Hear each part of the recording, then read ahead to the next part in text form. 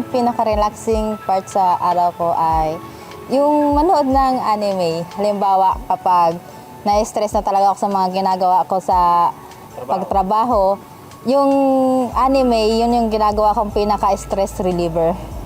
Tapos, halimbawa, isa-isang araw, nanonood ako at least isang beses sa episode ng mga inaabangan ko.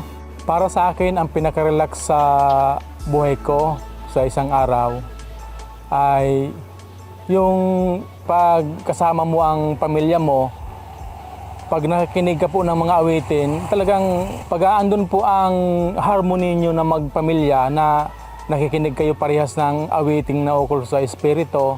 Sa palagay ko po, ang pinaka-relaxing na pagkakataon sa isang araw po ng aking buhay, pagkagaling ko po sa trabaho, sa opisina, makikita ko po yung aking mga anak at makakausap po sila. Kahit po sa video call lang dahil yung pong isang anak ko ay nag-aaral po sa malayo. At makakumusta ko po yung kanilang nagawa maghapon.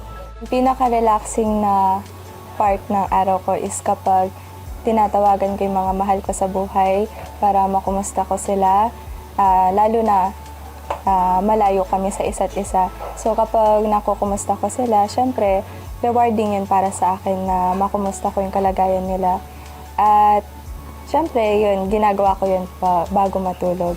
At least, hindi ko man sila nakakausap ng buong araw, nalalaman ko at the end of the day kung ano yung kumusta sila, yung kalagayan nila. Ayun po.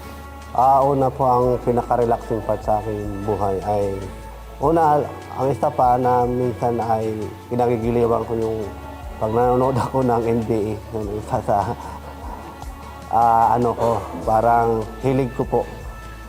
Baka man hindi ako basketball player pero mahilig pa ako manood ng NBA player. Ang pinaka-relaxing na sa buhay ko, pag napapakinggan ko yung dinownload ko na ang title ng kanta ay Ikaw ang Pag-ibig. Parang lahat ng mga stress na unti-unti siyang nawawala.